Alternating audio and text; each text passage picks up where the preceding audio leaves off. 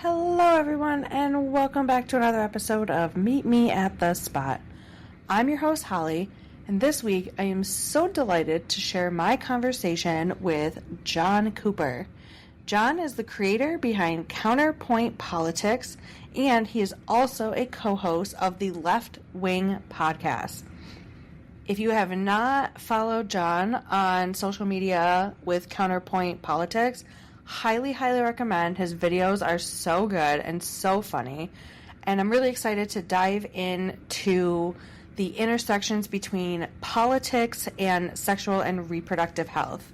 So let's turn it over to my conversation with Jon. Welcome, Jon, to the podcast. I'm so excited to have you on. Very excited to be here, Holly. This is my first sexual content. What do you call it? The guy call it, political content. What do you call the sex content world? Because I feel like that's a very separate thing. No, that's exactly what we call it. The sex content stuff. No, I'm just kidding. Sexual reproductive health, yeah. But the sex stuff. That's how you should introduce it to everyone you talk to. That's what you did today. The sex stuff. So I was just telling you a little bit before we press record that I absolutely love your stuff online. I think I started following you originally on TikTok. Mm-hmm. And I love your videos because they're really cool. But for all of the listeners, tell us a little bit about who you are, what you're all about. Yeah, so my name is Jon Cooper. I run the account called CounterPoint Politics. As Holly said, I'm on TikTok. That's where I kind of started the political content creation. Now I'm on Instagram. I'm on Threads. Threads is kind of the place where people see me the most now. Also, I have a YouTube channel called The Left Wing, where we co-host a live show. Me and TJ from Powers Taken Not Given, who's another left-wing TikToker. And so, yeah, that's all the places that you can find me. I know Holly had reached out to me after was it one of my posts that you were responding to, or was it one of your posts because I've been wanting to get more into, sex and relationships as part of political content. Mm-hmm. I think it's all very interconnected, more so than a lot of people always want to realize or talk about. But there's so many intersections, and I'd love the opportunity to come speak on a show that is kind of focused on that area. Yeah, no, absolutely. I saw your post and I was like, you know what? Let me shoot my shot. Like this is great. We're both very, like you said, connected in what we talk about. Just kind of different avenues of what we talk about. And so I immediately was like, yeah, this is such a great idea for us to have this conversation. I would say anytime, but especially now, with so much fun stuff going on politically and having these conversations is super important. The first question I always like to ask folks is, what kind of got you started in this work? What drove you to do content creation on the internet? I was going to say sex or content creation. Yeah. No. That's a different episode, Jon. Okay. So I started, it's something that I've always liked, right? I've always been someone, I was the kid in class that was constantly asking questions and driving, discourse about, whatever book we're talking about. And so that's just always been, I've been an opinionative person my entire life. And it was a COVID lockdown sort of, I have all this free time. What can I do? And I decided, let me start blogging. I started on Medium, and started making some blogs. And they got, dozen, maybe 150 views is a really good one. And then, TikTok is on TikTok. It's I can do this. I am a film major. It should come naturally to me. And then that got my first TikTok at 3,000 views. And I was like, oh, screw Medium. I'm going to do this. And now those numbers seem, rather pedestrian to me, but that's kind of where it started. And then, at some point I was like, okay, let's really put forth a good effort to try and grow this. And I committed to doing a TikTok every other day. And that's how I kind of really grew that channel. And it's been fun, what you see now is mostly me doing my skits on TikTok. And a lot of, I didn't invent this or anything, but I'm one of the people who will do those skits where one person's talking and they state an argument and then the other person counters them. And then, you go back and forth and I create those skits. That That's how I started. I just started talking to a camera. And that's why I always tell everyone who wants to do what I do, first of all, no, you don't. Second of all, you got to just go do it. Like, just don't make it good. Don't make it perfect. Just make it. Mm. And you'll learn by making it. It'll get better. But if my biggest hindrance was that first hurdle of, okay, it's got to be this, it's got to be this. And once I just hit record and just published, it got a lot easier from that. Yeah, I love that advice. Do you ever go back and like watch your old videos or like listen to early like podcast episodes you did and just kind of cringe like, oh my gosh, this is terrible. I do So that. the old videos, the production quality, I cringe and go is Yeah. terrible. The thing that I always like is I will go back and watch them because I want to see, have I remained consistent on these things? How have how what I'm saying has changed? How have my Mhm. views changed? Have I like betrayed who I used to be? And I'm always very happy to hear that I haven't. Like I'm like, oh shit, that guy's making good points.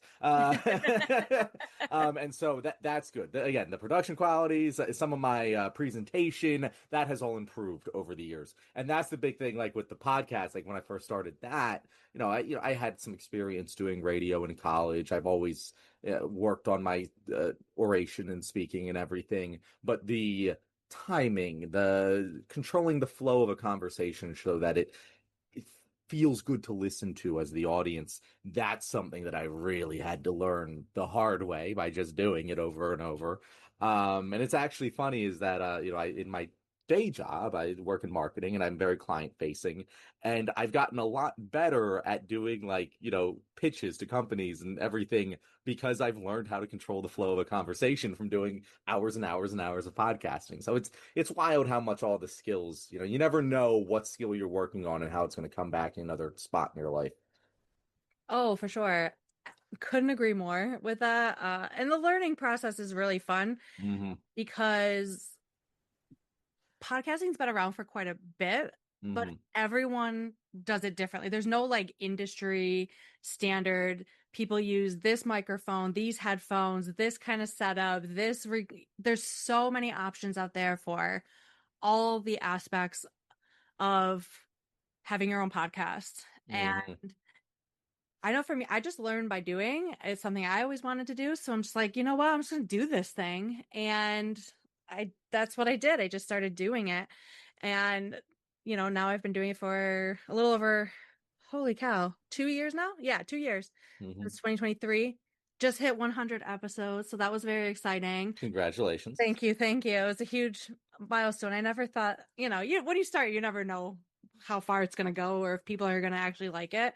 Hmm. And now I'm in a spot where I'm interviewing really amazing people, yourself, present company, obviously included, and getting to learn so many different aspects of how people operate in the world. And it's really, really cool. And I always like to hear, especially when people are podcasters themselves, about their journey because all of our journeys are so very different, Hmm. and very unique. And I think that's the nice part about it is that there isn't one way to do it. You don't have to keep up with I'm really bad at TikTok because I'm I'm an elder millennial, Hmm. and I'm not TikTok's demographic. I'm never going to be doing TikTok dances. I'm I'm never going to. I'm just not that person. So it's not for me. But there's lots of avenues. I've been really focusing more on my podcast, not so much my TikTok. And now I just apparently am really enjoying stirring the pot on threads these days. So it's fine. It's fine. I put a That's statement out there and I know at least one person's going to try to be mad at me. And then I just get to nicely, pettily put them in their place. So, uh, I want to focus and kind of shift to talking about sexual reproductive health as it is in politics. So, hmm you know, on your social media channels, you talk, obviously a lot about politics hmm and things, and want to pick your brain a little bit about your feelings, your takes, your general like kind of sense around sexual reproductive health topics in the yeah. world of politics. Yeah. Well, No I will pressure. say, oh no, yeah, no pressure at all. No, no, no. That's like two of the three things you're not supposed to talk about in polite conversation, right?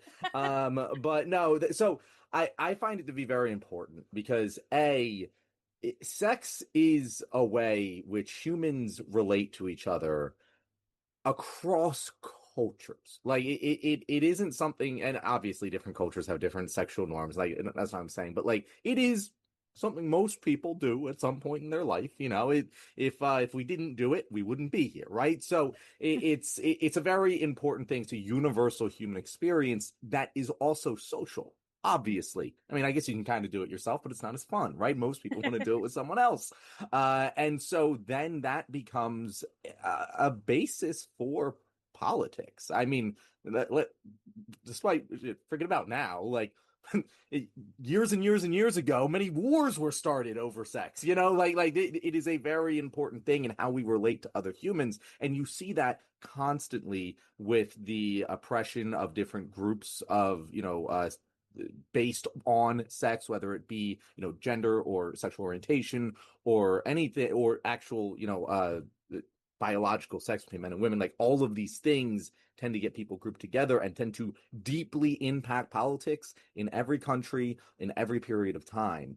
But we don't often talk about it in that way. Like we talk about the oppression, we talk about different policies, or something LGBT friendly, something like that. But we don't actually talk too much on the nitty gritty interpersonal level and how that affects someone's politics. And I think that is something that we're seeing very much come into play now with the alt-right incel community. Describe that however you will, but you know what I'm talking about, right? Mhm. And that mindset. And we talk about the mental loneliness epidemic, all these different things. I could go into a million different topics here and how it affects, the sex life affects politics. But you see how these groups of people who experience similar sexual behaviors, similar sexual cultural norms, tend to group together politically as well. And I feel like that isn't often talked about when it comes to how people develop their political orientation. Yeah, that's such a fabulous take because there are so many directions. Like you said, there's so many like little Hmm. pockets there you could talk about for sure. And we are seeing, I would say, definitely within the last, I mean, forever, as you mentioned, this has always been Hmm. something. I think, obviously with the explosion of social media and the way we connect with each other in such a different way than, Hmm. 15, 20, 25 plus years ago, right? And that we're having these conversations and able to have this discourse and also like have these conversations knowing that some of the people engaging are not engaging in good faith. Some of them are bots, right? Like it's Some so a lot. a lot more than you think, and it's just going to keep getting worse as the bots get more human-like. Oh, it's wild. And so it's really hard to know who's being genuine and who's not. Uh and I try to see things from a positive. I try when someone says something, I'm just like, well, they can't know what they don't know, right? Hmm. And because the way we talk about sex has been politicized, or not letting us talk about sex at all has been a political point for the past forever. It it becomes this thing where folks are speaking about topics that they're not educated on because nobody has ever talked to them about these topics. And so we Hmm. try to talk to people who have been conditioned to think, no, me knowing nothing means I'm right about this topic, or me knowing very Hmm. little means I'm right. The problem is we told everybody all your opinions are all valid and your opinions are all equal to each other. And it's like they're not. I always tell people, I'm like, my opinion about sex education is not the same as like Joe Schmo down the street, right? Hmm. Like we don't have the same opinion. We can have opinions, but we're not on the same level, Yeah. right? Like I don't. If I go take my car to get fixed, I know nothing about cars, right? Hmm. I am not going to say, well, I know pretty much about the same as you, and both of our opinions about what needs to happen with my car are valid and Yeah. are on the same playing field. No, no, they're not. I could never even, my anxiety would never let me even try to have that kind of attitude. But also, I wouldn't know what I was talking about. When I say I know nothing about cars, I'm telling Hmm. you, zero. Uh, but talking about sexual health and sex education and reproductive, justice and things like that, I know a little bit about. And so it becomes this like weird time on the internet where we have to censor how we say things so we don't get flagged, which is another reason why I started a podcast. It's really hard to get flagged as a Yep. podcaster. You can pretty much talk about whatever you want. Hmm. Um, we have to like code things in such a weird way and spell things out differently, and it's so annoying and does such a huge disservice. It's a reason I've taken a stance that I'm not going to change the way. I'm not going to spell sex SEGGS. I'm not going to do Hmm. that. I'm not going to put slashes or asterisks in places. I'm going to spell it out. I'm not that big of a content creator. And so I can do that.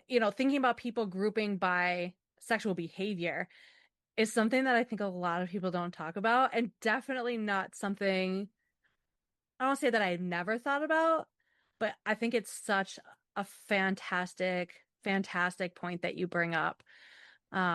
Especially with the quote unquote alpha males, my Hmm. favorite group of humans.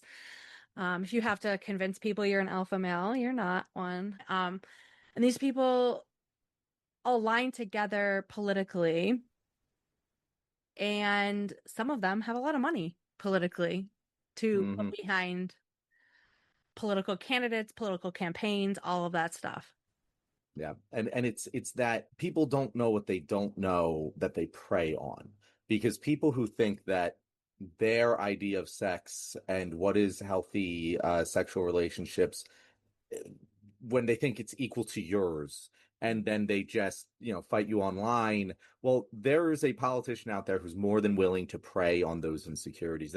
There's politicians out there, or people with money and whatever influence, willing to prey on the insecurities of these alpha male types who don't have a healthy understanding of their own masculinity. And a lot of people will, I've heard this before, where it's, a lot of those people define masculinity as the opposite of femininity instead of the opposite of boyhood. And that creates a hell of a lot of tension in their own mask, because if they don't want to be seen as effeminate, they don't want to be seen as gay, they don't want to be seen as this, and it comes from a place of insecurity. And what I always say, masculinity is a lot of things, but to me, it's mostly being secure in yourself and whatever the fuck your definition of masculinity is. I'm the type of person who very much talks about intersectional feminism, talks about women's reproductive rights, talks about, the problems with sexual, so all of these things, and has very deep understanding, I think, relative to the average person. But also drinking beer and watching football makes me feel like a man, and that makes me happy, and that's okay too. All of these things can exist at the same time, and I think that a lot of people have this incorrect concept of it has to be this or it has to be this. Sex has to be between a man and a woman during marriage, or sex has to be for reproduction only and not for pleasure, or sex you can't have multiple sexual partners. That's just immoral. And you also see these things differently on different sides of the aisle. Like even, I don't want to make this thing like, oh, like being sex positive is good, being whatever is bad, because there's a lot of different, there's bad gay people with politics, Mhm. Gays, there, there's gays for Trump, y'all. there's I'm gays just for gonna Trump. throw that out there. There's highly feminist women, some of which write billion-dollar book franchises that have really bad politics when it comes to trans people. Like nothing is just a slate. Nothing's a monolith. Everyone has their own journey and own level of understanding. And something I also talk about too a lot is, especially on our side of the aisle, right? I imagine you are similar to me, and Oh no, I'm a huge conservative. No, I'm just yeah, kidding. yeah. I'm not wanting to puke. I, I imagine a lot of your audience probably is too, right? Mhm, And one problem I often see on our side of the aisle is that, the alpha male types, the even like the incel types that I brought up earlier or whatever, the billionaires with the money influence anything, fuck them, they're evil, like screw them. But mhm, like your average Joe Schmo on the street mhm, is a victim of all of the systems of oppression that everyone else is a victim to. mhm, And yes, they have their own individual responsibility and personal responsibility to make the correct decisions and improve themselves, but also I hate when I see people who are like mad at some like 20-year-old guy for like having like extremely religious views on sex that are repressive, and he grew up in this evangelical Christian community. I'm like, bro, you can't like hold that entirely against that person in the mhm. same way that, low income urban black communities have higher rates of crime. And we understand that while each individual black person has a personal responsibility to not go and commit crime, we understand why that is, and has nothing to do with their race or whatever. It has everything to do with the material circumstances of the life that they were given.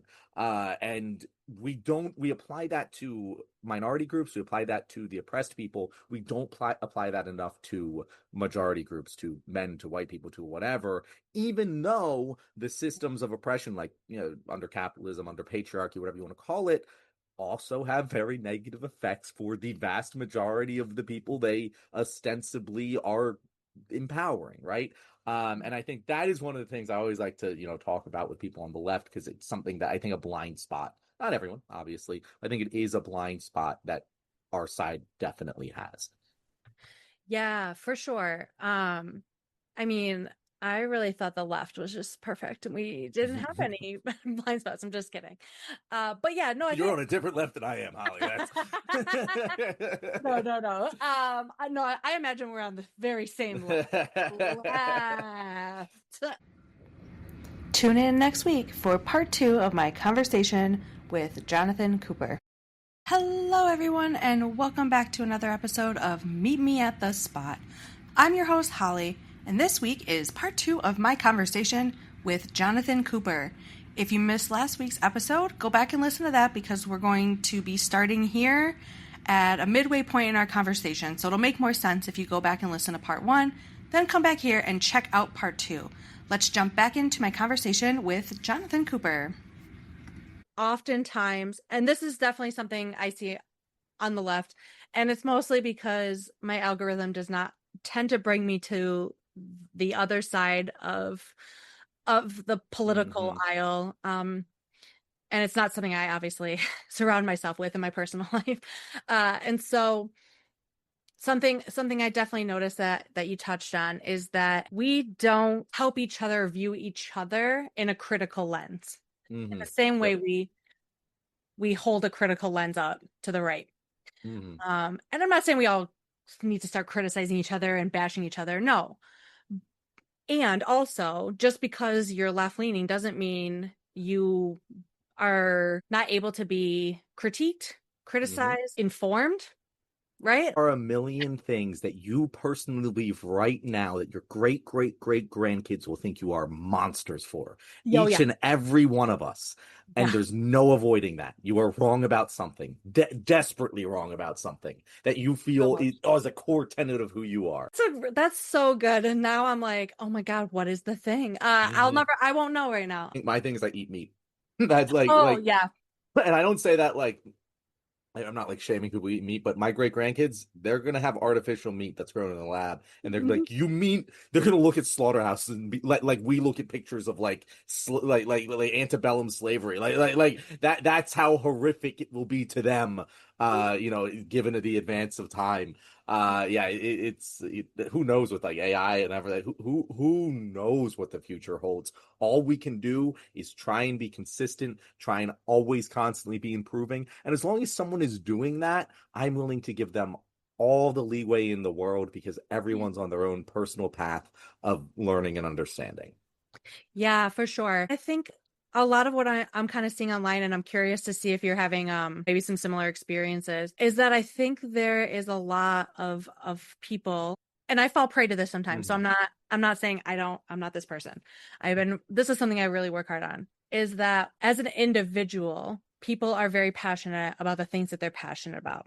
And so when those things are questioned or called to question in some way or Hmm. critiqued in some way, Yeah. will become so defensive. Like I literally posted something not long before we're recording this podcast, and I had someone jump in my comments. I posted about general strikes needing to be accessible, and there needs to be discussions around I um saw that. I like that post. thank you. I appreciate you. And about mutual aid, right? Hmm. Otherwise, Yep. like that's not being serious. Yeah. It's not a serious thing. And everyone's like, well, we just have to do a 1-day strike, a 3-day strike, a this. No, you strike until your demands are met. But Hmm. there's no like large national group who has a specific set of demands that are this need to be met. Otherwise, we're not going to work. We're not going to this. We're not spending our dollars. We're not doing that, right? Um, but we're so individualistic that we don't have that set up for people who are disabled. We don't have that set up for people who work hourly jobs and living paycheck to paycheck, which is Hmm. a lot of people. I mean, even people who are salary jobs living paycheck to paycheck, people having to take care of their kids or loved ones or things like that. Um, so I'm like, when those things are not put in place ahead of time, people talking about having a strike, I can't take that seriously. And someone jumped in my comments and was just like, well, then why don't you talk about it? And why don't you do it? I was like, I beg of you to just go ahead and go to my page 5 minutes. Just go ahead and scroll 5 minutes. They very quickly came back and was like, I stand corrected. And I was like, I'm not going to ask of something that I already don't advocate for. Like, I've Hmm. been doing activism work for a very long time. Like, I run a social reproductive justice activist group. Hmm. I just the other day just spoke at a rally and stuff like that locally. So I'm like, I've been doing this work for a long time. So I'm not always right and I don't have all the answers. I don't claim to be right. But I have learned a lot from the people who have been doing this far longer than I have. And I pay attention to those things. And so for me, it was just like, we're so focused on being right and being the quote unquote like model Hmm. left wing person or left leaning person or a leftist or however you want to describe yourself, Hmm. that we're so quick to jump on the defense. And again, I practice with saying I have done this a lot. It's hard for me too. Um, but I'm wondering, is that a trend you're also kind of seeing on your videos and your content as well? Oh, I mean, 100%. Yeah. There's two sides of this I want to talk about. The first side is what you're talking about, where when people feel like something's attacked, they get very defensive, and the more that that thing is a pillar of their self-identity, the Hmm. harder it is to break. And you see, this can be both good and bad. Like there is a certain level where you should feel very strongly about certain things. For example, if someone told me the universal morality said that rape was good, you would have to hammer that into my brain for Yeah. so long before I even considered believing that it might be true, because I'm so foundationally that's wrong. It goes against Right. everything I stand for. Hell, who knows? Maybe there's a fairy dust god in the sky that does set universal morality, and I could be wrong about that. I don't think I am, Holly. I really No, don't. I But don't think you are either. we maybe I'm living in a simulation. Who fucking knows, right? Like, Right. again, anyone who says anything is 100,000% true, I have my weariness there. But it's important for me to have that core value and fundamental belief, and that could be that's a philosophical thing, but like it can be someone's religion, it can be someone's sexual identity, it can be someone's ethnic identity, especially if they feel like any of those identities are also under threat, like we see a lot right now, with like Israel and Palestine, where Mhm. people take any criticism as Israel to be an attack on their Jewish identity, which, as someone who is half Jewish, I find very funny. But like, it's hard when it's a pillar of your identity, and I think that is for generally good evolutionary reasons, right? Yeah. But you should also be open, and the other side of that is that specifically on the left, and specifically in leftist internet discourse, uh, this is a theory. I have no evidence behind it. But I think a lot of internet leftist discourse is shaped by college students, for obvious reasons. And I don't think that would be very much a disagreed point, very much. But when you're in college, the dynamics of power are completely different than they are in normal adult life. In normal adult life, power is usually money or connections, right? Like that's how you exert power. In college, no one has money or connections. Everyone is poor, broke 20-year-olds. What you have is social life. And that is where all the power is. And so it becomes very beneficial to be as performatively progressive as you can possibly be and attack those who aren't good enough because it gets you more social capital. And that mindset is whether someone is in college or whether they developed their leftist viewpoints in college, which a lot of leftists do, that is how they were introduced to our philosophy and mindset. I feel very fortunate that that wasn't really the case for me. I've always been on the left side of the aisle, but I accelerated left once I hit the real adult world and saw how things worked and how fucking fucked up capitalism can be. And then I started studying more and everything. And so I didn't have that experience as much. But I think that people that do, it kind of just shapes the way they talk about these things moving forward for a long time in their life. And when you're online, tends to skew younger, you're going to see that more and more and more. And I think that is a distinct symptom of uh, why the left has the infighty reputation that it has. Yeah, definitely. I think you bring up such a great point that I had Mm-hmm. never really considered before about that college age. Mm-hmm. And it's different. It's different now. I mean, back when I was in college, I sound like a little old lady over here. But like we had Facebook, but it wasn't like what Facebook is now. It Yeah. was mostly for just college students. Your grandma wasn't on Facebook, Mm-hmm. stuff like that. Um, and MySpace was still kind of a thing. It was running its course. It was getting kind of towards the end. Once Facebook started to become really popular, MySpace kind of started to decline a bit. But now it's like there's so many platforms, right? And Mm-hmm. I think a lot of it is because we've been taught that on social media, likes and comments and Mm-hmm. exposure is so important.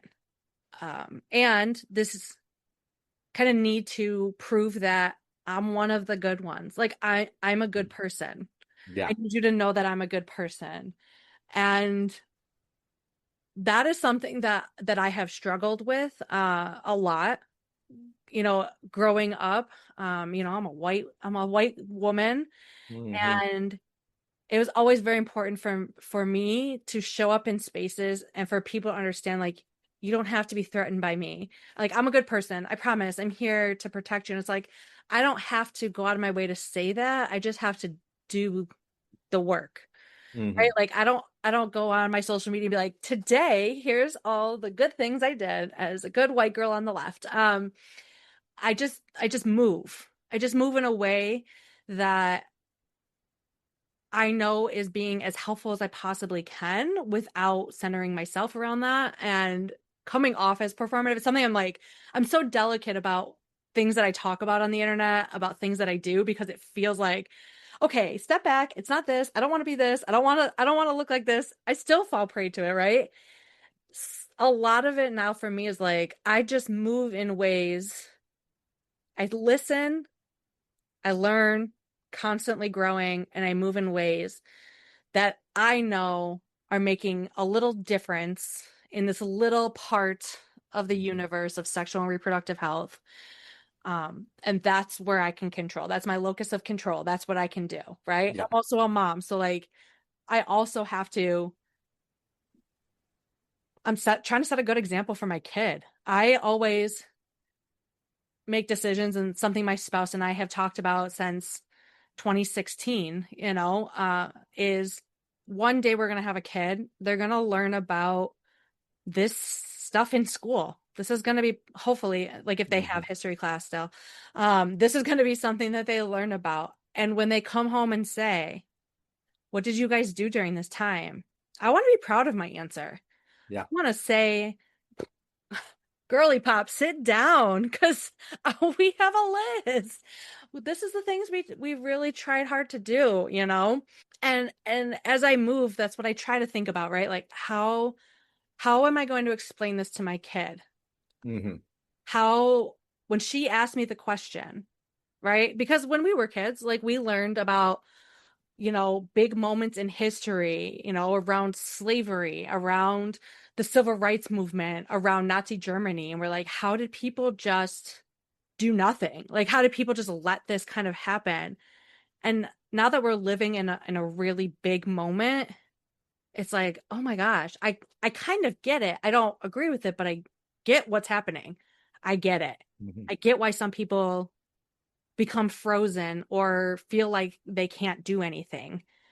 Um, yeah. I didn't mean to get into like a really serious heavy thing there. Like, whoa, we took it like kind of heavy, but in a good way, in a No. good way. We were always going to get into heavy stuff here. Well, yeah. There's always good. A quick note on that. I think it's because you brought up like the identity as a white person going to these spaces on all these things, and I feel like it is something that humanity is risk averse by nature. You have your, evil Knievels out there, don't get me wrong, but in general, the human race is a risk averse species. And the more impoverished, oppressed, or whatever a community is, the more risk averse it is, because of scarcity bias. Mhm. And something that I have found, my fiance is Latina. She's was born in Honduras. She immigrated here, and something that I have found is that she's much more has that mindset of, oh, how am I going to say this? How am I going to come out looking, whatever? Whereas I just go do. And Mhm. I completely recognize that that is part from my upbringing as an upper middle class white male who's practically infallible and cannot be harmed, right? But so much of the reason that we are successful, obviously, the all of the financial privilege is incredibly helpful. Don't get me wrong, but that mindset is also incredibly beneficial for getting shit done. And when you are worried less about what harm can befall you if you mess up, and concerned more about what you can achieve if you try, Mhm. that's why I say I'm willing to forgive so many mistakes as long as someone's trying, because I think the world will be a better place. You talk do in anything, whether it's politics, whether it's your sports team, whether it's your job, whether it's sexual relationships, try. Try it, Mhm. be open-minded, have empathy for the people around you while you're doing so, and be open to criticism for when you do make mistakes. That's the path towards success on any level, from individual to society, from sex to politics to video games, whatever it is. I truly believe that is the best way forward. Yeah. Something I always try to remind folks, and when I say remind folks, I mean me too, is that when you are receiving Mhm. feedback, um, especially from a group that has historically been marginalized in this Mhm. country or globally, is that if they didn't really give a shit about you learning and growing, they wouldn't bother giving you feedback at all, right? Like Mhm. nobody would give you feedback if they didn't care about you. They just would let you act a fool on the internet. Yeah. Um, but because there is the potential for growth, the potential for learning, and I think a big thing that a lot of folks struggle with sometimes, and especially I see this a lot, obviously, white women, um, and our white women savior complex, is that we want to be given feedback in a way that is palatable for us. Mhm. And when it's not given in a way that makes us feel like, oh, okay, thank you so much, when it's given kind of in a harsher way, from a group that deals with nonsense at all levels of society of their day, right? And it's not, doesn't feel super palatable for us, it becomes a defense mechanism. Like, oh my gosh, they hate me. Why do they hate me? And one of the things I recommend so many times, especially to white women, is when you see something or read something and you get that feeling bubbling up of like anger and you want to type but not all white women, it's not all of us, don't type that. Hmm. When you start to feel that defensiveness, close out whatever you're looking at, whatever social media app you have open, walk away for about 30 to 60 minutes, reflect. Why is that making me so angry? I know this article that says white women, blah, blah, blah, blah, blah. It doesn't say Holly specifically, AKA that sex educator, host of Meet Me at the Spot podcast.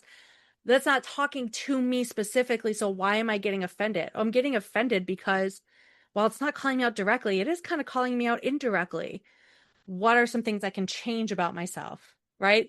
That's a learning lesson for me. Hmm. Um, I've gotten a lot of feedback from my family over the years. I'm sure you probably get this too among your social circles, where people are like, if you just like delivered your message in a nicer way, I think more people would listen to you. And I'm like, I'm not trying to be a preacher. I'm not trying to get people into my church. Hmm. If I sound angry, it's because I am. I'm pissed. I'm angry, like every day, all day. I try not to be. I find periods of joy. I step away when I find myself getting doom scrolly. But my tone is angry because I am angry. My Hmm. tone is short because I'm all over the place. Because when you focus on politics, when you focus on social justice issues, it's not just a 9 to 5 job. It's not even like a couple hour job. It's nonstop all day, every day. Right. Hmm. But recognizing that like people aren't going to give you feedback or present messages to you always in a way that like you would prefer to get that feedback. Because when they're putting it on the internet, it's not just for you. It's for Hmm. the masses, right? They're putting messages out when we post stuff on the internet. It's not just for one specific person. Unless I'm calling you specifically out by name, it's not specifically for you, right? So you're never going to appeal to everyone when you post something, ever. You're always going to have people who think you should have said it this way, should have said it that way. Well, then you make your own posts on your own social media. I don't know what to tell you. Holly, there's so much I could dig into with what you just said there. Like so many things you said. I was like, oh, I want to talk about that. I want to talk about that. First of all, one very funny thing. This is just like a funny thing. That's entirely true. People aren't posting for you specifically, but what I find very funny, there was a point where I was a smaller creator, and so when people commented on my shit, they were talking to me. Hmm. At some point that stops. Yeah, some of them are talking to me. Most of them are talking to the audience to me. And I literally got in this fight with someone where they were like, because I said something about Bill Clinton, right? And I was like, hey guys, it's kind of fucked up that the Democratic Party still accepts Bill Clinton, even though he's a sex pest. He's a sexual predator. He fucked an intern as the most powerful man in the world. That is abhorrent. And to pretend otherwise makes our ammo less effective when we are criticizing the other side of the aisle for a lot of the same stuff.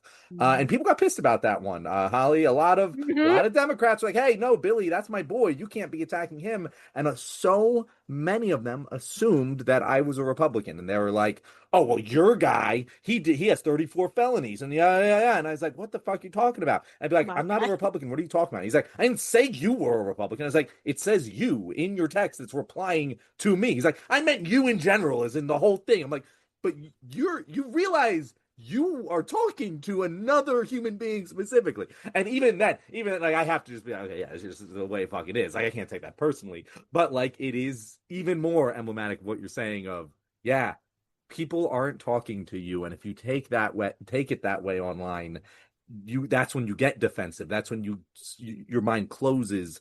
That's when you start combating instead of trying to learn and understand. And you know what? Even if they are talking to you, who gives a shit? It's a random stranger. What the fuck are they going to do to you? Right. Right. Oh my gosh. That's so funny. You and your guy, and you're like, my guy. Who the hell do you think I am? Have you ever watched my channel, bro? Like, It's also very funny because there is a Obama strategist, like well-known Obama strategist named Jon Cooper, and yes. specifically people think I'm that Jon Cooper a lot. Like, they're like, is this you? I'm like, no, it's not me. No, That's that's not not. me. It's a different Jon Cooper. Yeah, very different. I used when I was on Twitter, I used to follow that Jon Cooper Uh-huh. and stuff like that. That's how I got my spouse. I was like, "Do you know who Jon Cooper is?" And they were like, "Wait, why are you asking?" And so I sent a picture of your Instagram page and then your message about being on the podcast, like different Jon Cooper I was thinking about. I was like, I know, I just did that to mess with you. I just did that to you for you to think, why? What did you do? What did you get into on the internet? Um, yeah, no, that's so funny, especially when you have similar names. I've seen that happen with a couple people, and especially if they're more left leaning, and the person with the same name as them is like hugely on the other side politically, hmm and people tag like the wrong person because hmm you have similar handles, Yep. things like that. So, no, that's really funny. I'm so glad that you brought that up because I was like, oh wait, we have to talk about how there's two Jon Coopers. Yep. And no, There's also a hockey coach named Jon Cooper, and in case you're ever on that side of the internet, he also went to the same university as me. oh my So God, you're kind of just like a big deal. You can pretend to be anyone you want to be, depending on the day. You're like, no, I'm not that Jon Cooper. I'm the other guy. No, there's literally like so much that we could talk about. Like, I feel like we barely just scratched the surface. I'm like, this could be like a whole other podcast series. Mhm. So I just really appreciate you being on. One of the things I like to end with always is what's one piece of advice that you have for the listeners? One piece of advice I have for the listeners. So I will, because we talked a lot of politics and very little sex today. Mhm. I'll give a piece of sex advice, and that is always communicate as Mhm. much as possible, especially if you are a female, a girl, a presenting person. I have often found talking with both my fiance as well as a lot of my close girlfriends that they have so many problems because they're afraid to communicate. Uh, and that is a very reasonable fear given how often women are uh, have negative consequences when they communicate, especially negative feedback to men. Don't get me wrong. But when you're with someone that you can trust and you know loves you, your life is going to be a hell of a lot better if you communicate, hey, that hurts a little. Don't do that. They'll be okay. That they'll be they pro if there's someone who loves you and wants to be with you, they're going to take that feedback and want to be better for you. Mhm. And that is something that especially a lot of my girlfriends I've talked about with, and they have very much appreciated that advice. Because I feel like you don't hear it as often as you hear some other pieces. Yeah, that's such good advice. I What love for that. men too? For men too, by the way, Yeah, men have everybody. the same thing. Men never, and that's a whole other thing. Is it's like as a man, you never want to tell a girl that she's doing something wrong. But Oh gosh. if you have that Yep. trust, Yep. be careful. But it's also healthy for you too. I just make sure to establish that healthy, loving communication first, before going down the constructive criticism wall. Yeah, I love that. And that can just be applied in general. I Yeah. feel like that crosses so many boundaries or so many different topics, hmm boundaries. Thank you so much for taking time to be on the show and I will put ways for folks to follow you, support you, in the show notes, of course. And we'll definitely have to do this again. We have more things to talk about, I feel like. This is yeah. I feel like I could go for the rest of the night here, I Holly. So, know, I know. I always cut people like, wait, but what more? And I'm like, I know. Otherwise, I'll have like 4-hour episodes. hmm So I appreciate you and thank you so much. Thank you very much for having me, Holly. Another huge, huge thank you to Jonathan for being on the podcast, for sharing so much insight and knowledge, and just being such a fun person to have a conversation with. I'm really looking forward to future conversations and continuing to check out your social media posts as well as your podcast. Thank you again so much.